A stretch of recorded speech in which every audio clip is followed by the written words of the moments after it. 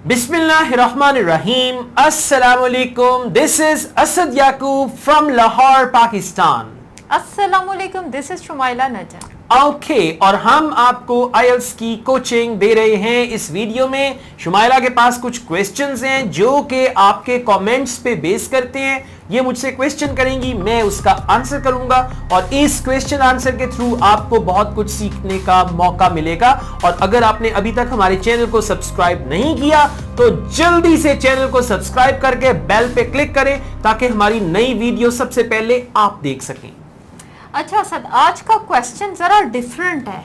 Different इस तरह है कि एक केस कोई ऐसा है जिसमें किसी के साथ, मतलब कई केसेस ऐसे हैं जिनमें से मैंने ये सिलेक्ट इसीलिए किया था ताकि हमें अंदाजा हो जाए एग्जैक्ट क्या होता है। और आपके लिए क्वेश्चन खास मैं लेके आई हूँ। अच्छा, क्वेश्चन ये है कि अगर एक बंदा है वो क्या करता है, खुद से तैयारी करके आइल्स का टेस्ट दे देता है, उसका बैंड स्कोर आ गया फॉर एग्जांपल 6.5। ठीक है, अब होता ये है कि जब उसने किसी जगह पे एडमिशन लिया, वहां से तैयारी की, बैंड स्कोर उससे कम आया।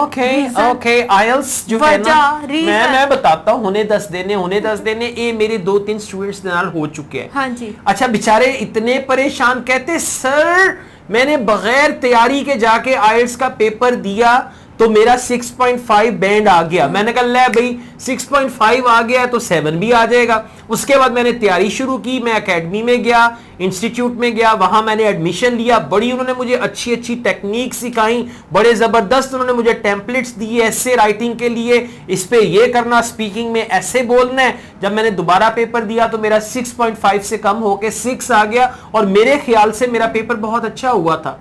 अब हुआ क्या, मतलब ये चीज है जिसको पकड़ना है हमने, जो कि बहुत इंपॉर्टेंट है। रीजन क्या है? हाँ, रीजन क्या है? रीजन ये है कि आईएल्स में वो आपकी जो अपनी अंग्रेजी है, इंग्लिश है, उसको चेक करना चाहते हैं। अगर आप अपनी इंग्लिश प्रेजेंट करते हैं, जो आपकी नेचुरल इंग्लिश है, जो आपकी अपनी इंग्लिश है, अगर आप उसको प्रेजेंट करते हैं, उसके बेस पे आपका स्पीकिंग में और आपका राइटिंग में अच्छा बैंड आएगा। अब क्या हुआ इस कैंडिडेट के साथ, क्या हुआ कि इसको उन्होंने सिखाया कि ऐसे को इस तरह लिखो, ये टेम्पलेट्स यूज करो, ये सेंटेंसेस यूज करो, ये वाले वर्ड्स ऐसे में ठोस दो, नहीं भी डलते तब भी पा दो, विच ही ठोस दो, गठरी बना दो पूरी। ठीक है, तो उसने वही किया। स्पीकिंग में भी उसको बताया कि हर क्वेश्चन के आखिर पे तुमने कहना है That is very interesting question.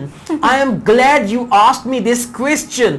कि इस तरह के जो है ना चोचले वो करो, तो वो जब चोचले करेंगे, जब आप जबरदस्ती राइटिंग में वर्ड्स ठोसेंगे, स्पीकिंग में बिला वजह ही मुश्किल मुश्किल वर्ड्स लगाएंगे जो आपने खुद भी कभी नहीं सुने हुए थे, तो फिर आपका बैंड स्कोर बढ़ने की बजाय वो पहले से भी कम हो जाएगा। अब मैंने ये फिगर आउट किया है कि जितने भी स्टूडेंट्स हैं स्पीकिंग में, अगर वो किसी सेट पैटर्न को फॉलो करते हैं, यानी आंसर देते हुए अगर वो किसी सेट पैटर्न को फॉलो करते हैं, उनका बैंड कम आता है। और वो लोग जो किसी पैटर्न को फॉलो नहीं करते, मतलब उनसे क्वेश्चन किया, भी आप मुझसे क्वेश्चन करो, ये आइल्स नहीं है, आप जनरल मुझसे कोई क्वेश्चन करो, मैं आपको आंसर दूंगा, मैं कोई पैटर्न फॉलो नहीं कर रहा, मैं नहीं सोच रहा कि आइल्स है। तो जो इस तरह से आंसर देते हैं उनका बैंड बेहतर आता है। बिल्कुल इसी तरह से ऐसे राइटिंग में, उसके बाद रिपोर्ट राइटिंग में, लेटर राइटिंग में, जो लोग ठोसते हैं ना वर्ड्स, जबरदस्ती बड़े बड़े वर्ड्स को उसमें डालने की कोशिश करते हैं, जबरदस्ती कनेक्टिव्स जो हैं वो घुसाते हैं और उसका भी प्रॉपर यूज नहीं उनको करना आता, तो उन लोगों का बैंड स्कोर कम हो जाता है। और इसकी बजाय जो एक बंदा अपनी जैसी उसकी इंग्लिश है वैसे में लिख देता है, तो उसका बैंड स्कोर बेहतर आ जाता है। नेचुरल स्टाइल रहना चाहिए बजाय कि आर्टिफिशियल चीजें जबरदस्ती की, कि उनको भी फील हो जाए कि जबरदस्ती की कोई चीजें ऐड हो रही हैं। देखिए पता है क्या, जब एग्जामिनर को ये पता चल जाता है ना कि ये जो बनने की कोशिश कर रहा है ये है नहीं है, ये है नहीं है, हाँ, तो एग्जामिनर भी बड़े चलाक हैं, वो भी सस्सा दी तरह चलाक होंदे ने कि नजर पा के वेख लेंदे ने कि इनू अपना जवाई बनाना है कि नहीं बनाना, इनू आप दी नो बनाना है कि नहीं बनाना। बड़े ना कपत्ती सस की तरह होते हैं एग्जामिनर। स्पीकिंग वाले भी स्पीकिंग का टेस्ट देने चाहिए, ऐसे आपको देख लेते हैं, हाँ भाई रिश्ता करना है कि नहीं करना, लाइक दैट। ओके, और जो राइटिंग एग्जामिनर वो भी कपत्ती सस दी तरह होंदे ने, ये थानू एक्सरे कर लेंदे ने। एग्जामिनर जो है ना उनको पता चल जाता है। सब कितने शरारती हैं। नहीं, मैं शरारती नहीं, मैं सही दसन दे है, सही बात है। अच्छा, अब एग्जामिनर को पता चल गया कि जो राइटिंग है ये इसकी अपनी नहीं है, ये सेंटेंस जो है मैंने कई दफा चेक किया है, पहले भी आया है। मैं एक बात बताता हूं, मैंने एक दफा बताया कि मैं ना YMCA है, यंग मेंस क्रिश्चियन एसोसिएशन, वहां पे मैं इंग्लिश पढ़ाता था। तो मैंने स्टूडेंट्स को ना एक टॉपिक दिया, टॉपिक उसमें क्या था कि आपने अनफॉरगेटेबल इंसिडेंट कोई लिखना है। अच्छा, उनमें से 3 स्टूडेंट थे, 3 स्टूडेंट्स ने रोड एक्सीडेंट को लिखा अनफॉरगेटेबल इंसिडेंट, और उस रोड एक्सीडेंट में क्या हुआ कि तांगा जो है यहां से आता था और यहां से गाड़ी आती थी, गाड़ी और तांगा आपस में लगते थे और तिन्ना का आपस च तांगा गड्डी च वजे। अब मैं कहा यार कमाल होगी कि तुसी तिन्ना ने इको एक्सीडेंट वेख्या जिथे तांगा गड्डी च वजदा है, ठीक है। तो वो एग्जामिनर्स को पता चल जाता है कि ये तांगा कित्थों आया ते गड्डी कित्थों आई है, तांगा ते गड्डी पहले भी कई बारी वज चुके ने। मुझे ना इससे पता है कि याद आया, हम 10th में होते थे मैट्रिक में, तो वहां मैट्रिक पढ़ी है तू? अच्छा, मैं क्या शायद 8वीं पास है। वहां पे इस तरह का एक ऐसे होता था, एग्जैक्ट सेम चीज होती थी। हाँ, तो वही उन्होंने रटा हुआ होगा, उन्होंने कहा इधर चला लो। तो दूसरे अल्फाज में एग्जामिनर को पता चल जाता है कि ये इसने थर्स्टी क्रो लिखी है, ये इसने ग्रीडी डॉग लिखी है, चाहे वो स्पीकिंग है चाहे वो राइटिंग है। राइटिंग में क्या करो, अपनी लैंग्वेज पे आप फोकस करो।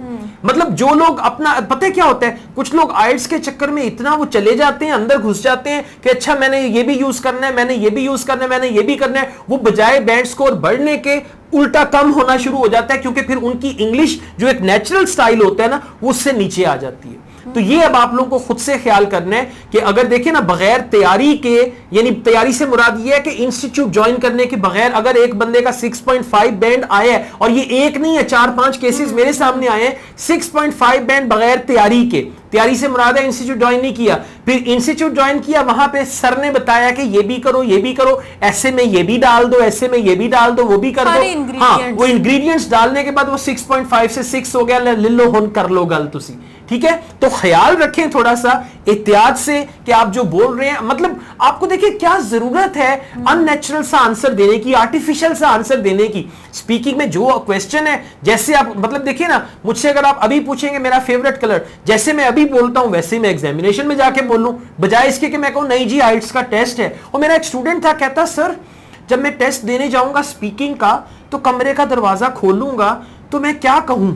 मैं कहा तू कहीं मे आई कम इन, अव्वल तो जरूरत ही नहीं पैंदी, आप ही दरवाजा खोल के कुक्कड़ अंदर छड़ देने कि चल अभी बच्चे जा, चूचा अंदर जाए तो जाके टेस्ट दे। लेकिन उसका नहीं सर, नहीं आइल्ट्स का पेपर है, अगर मैं कहूंगा मे आई कम इन तो बैंड नहीं आएगा। मैं कहा फिर की कहेगा? कहता सर मुझे ना किसी ने बताया था, आप बोलो if you please allow me, may I have the privilege to step inside your room. मैं कहा वाह भाई वाह, तेरा तो रिश्ता पक्का हो जाऊगा, तू जितना बोलने दे ना तू बहुत तरक्की करेगा। उसने इतनी तरक्की की, आए स्पीकिंग में मुझे फोन किया, सर सर सर मेरा स्पीकिंग का टेस्ट बहुत अच्छा हो गया सर, इतना अच्छा टेस्ट हुआ, एग्जामिनर भी खुश थे मुझसे, हसन दही सी। उस बेचारे ने भी कहीं सुना होगा हंसी ते फंसी। हाँ, तो कहते हैं एग्जामिनर बड़ी राजी सी मेरे, तो मैं कहा ले अभी तेरा तो रिश्ता पक्का। जब रिजल्ट आया तो उस बेचारे का 4 बैंड था। तो एग्जामिनर ऐसे चीज थी हसन दही सी कि मैनू 4 देन लगी। तो मैं वही बात बता रहा हूं कि ये नहीं है कि may I have the privilege to step inside your room, उससे कोई फर्क नहीं पड़ता। आपका जो नेचुरल सेल्फ है उसमें रहें, जो ओरिजिनली आप हैं उसमें रहें। यहां पे आपको वो जरूरत नहीं है इस तरह का कुछ भी करने की, राइट। अच्छा सर, एक और चीज, ये तो ठीक है आपने बता दिया कि हमने कैसे रहना है क्या, अब उन बेचारों का क्या जो चले जाते हैं तैयारी करने के लिए, उनको कैसे पता लगेगा वो सही भी पढ़ा रहे हैं कि नहीं? देखिए पता है क्या, सबसे पहले आप ना अपनी लैंग्वेज को इंप्रूव करने पे काम करें। मतलब देखिए ऐसे लिखना है, ठीक है लिखना है, सेंटेंस स्ट्रक्चर आपका ठीक हो, सेंटेंस स्ट्रक्चर ठीक करें। उसके बाद जो सेंटेंसेस आइल्ट्स में लिखे जाते हैं, खास तौर पे कॉम्प्लेक्स सेंटेंसेस, कंपाउंड सेंटेंसेस, उसके बाद कंडीशनल सेंटेंसेस, उस पे फोकस करें। और फिर खुद से देखिए ना, अब आपको और शुमाला यूट्यूब भरी हुई है वीडियो से। वीडियो क्या होगी, 50 words to get 7 band in IELTS writing. अब वो 50 वर्ड वो सीख लेता है, वो कहता है 50 वर्ड में ऐसे लाने ही लाने नहीं, पता नहीं सही से लग भी नहीं है, पर लगाने हैं। वो लगाने ही लगाने, कहीं ना कहीं वो 50 वर्ड्स मैंने लगाने ही लगाने। तो जब आप 50 वर्ड्स लगाएंगे, जबरदस्ती टॉपिक कुछ और है, तो फिर यही हाल होगा जिस तरह से हो रहा है। सो आप ये करें, अपनी लैंग्वेज को नेचुरल जो है हाँ उसको इंप्रूव करें, वोकैब्युलरी सीखें और उस वर्ड को 4-5 दफा यूज करें, वो वर्ड आपका हो जाएगा। ऐसे ना करें कि ये 50 वर्ड लगाऊंगा तो 7 बैंड आ जाएगा, ये 100 वर्ड्स लगाऊंगा तो 8 बैंड आ जाएगा, ऐसा हरगिज नहीं करना। और दूसरे नंबर पे स्पीकिंग में जो आपका नेचुरल एक स्टाइल है उसी में बोलें। जो आपकी अपनी एक अच्छी लैंग्वेज है उसको इंप्रूव करें, लैंग्वेज को वो बोले। स्पीकिंग में ये ना करें अच्छा अगर मैं ये सेंटेंस बोलूंगा तो मेरा अच्छा बैंड आएगा, ऐसा हरगिज नहीं है। थोड़ा सा इस चीज पे फोकस करें। Okay. All right, that's all. If you like this video, hit the like button and don't forget to subscribe our channel. हुने subscribe करो ते bell दे icon ते ठाट टक करो ताकि हम जो भी वीडियो अपलोड करें सबसे पहले आप उस वीडियो को देखें। हमारा एक और YouTube का चैनल है असद याकूब व्लॉग्स, उसको भी सब्सक्राइब करें और हमारा Facebook का पेज है असद याकूब आयल्स, उसको लाइक करें। इसके अलावा मैं ऑनलाइन आर्ट्स की क्लासेस भी देता हूं। अगर आप मुझसे ऑनलाइन आर्ट्स पढ़ना चाहें तो अच्छा ਤੁਸੀਂ ਇੰਜ ਇੱਕ ਕਾਰਟੂਨ ਚ ਹੁੰਦਾ ਹੈ ਇੰਜ बोल रहे ਹੁੰਦਾ ਤੇ ਨਾਲ ਦੂਜਾ तो अगर आप मुझसे यही पढ़ाएगा। ओके, अगर आप मुझसे ऑनलाइन आर्ट्स पढ़ना चाहें तो हमारा ये नंबर दिया हुआ है व्हाट्सएप का, इस पे आप हमसे कांटेक्ट कर सकते हैं। दोबारा फिर ये कहूंगा कि आयल्स की तैयारी जरूर करें, लेकिन वो तैयारी करते करते ये नहीं है कहीं से कहीं निकल जाए। होते ना जिंदगी की तलाश में हम मौत के कितने पास आ गए, के आप गए 9 बैंड की तलाश में हम 6 बैंड के कितने पास आ गए, तो हाँ 5 के ना पास आ गए। हाँ okay, thank you very much, take care, अल्लाह हाफिज, खुदा हाफिज।